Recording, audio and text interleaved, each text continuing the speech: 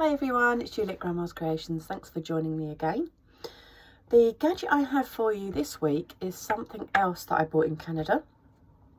I've not seen it in this country, but I'm sure you can get it in England. It's along the same lines as I have done before. It's just a bigger version. Let me show you what I mean. So it's this. It's a Clover bias binding maker, but I've never seen one that size before. So this makes 50mm or 5cm or 2-inch binding. So let's give it a go.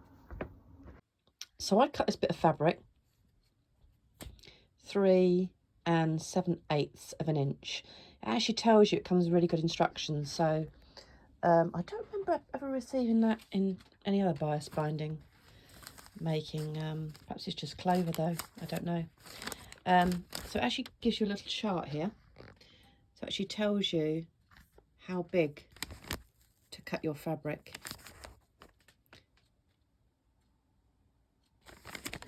It would help if I did it in English, of course. So it's got a little chart to tell you how big to cut your fabric. 3 7/8. So really handy. And then it gives you all the instructions about how to put the fabric into the bias binding maker. And if it doesn't quite go according to plan the first time, you just need to pull it back and forth and it sorts itself out and you get that beautiful curve in your fabric, and then you just iron it. So I've ironed it and I'm actually measured because I thought, I don't know, that's quite a wide gap, but that does actually measure 2 inches from there to there. So then you could fold it over, iron it again, and you've got your bias binding tape. There we go. There's my sample finished. There's your 2-inch, folded over, ready to use. So there's just a few tips I would give you if you're making your own bias binding. And one is to not pull on this bias binding maker. So it's got a little handle. You can just guide it like that with your iron close up to it like that. So don't pull on this, and keep your iron very close to the bias binding maker, because otherwise what happens if you try and, what it does to me, if you try and pull away, the fabric starts unfolding and then you get very uneven lines.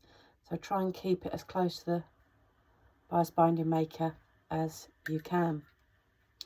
So a rule of thumb, because the way bias binding works is whatever size is the finished size, you need to almost double that, because obviously you've got the size, finished size under there, but then you've got the two bits that fold together.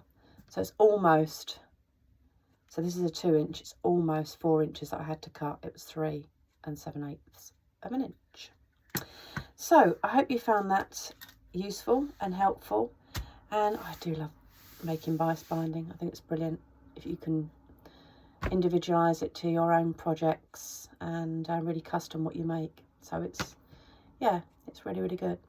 So I hope you found that interesting. I'm in a different corner of my sewing room today, but please hit the like and subscribe buttons. I've got quite a few new subscribers recently, so thank you very much. And if you like the videos, please hit like, and yeah, press the notification button too. So happy sewing everyone, I'll see you next week. Bye for now.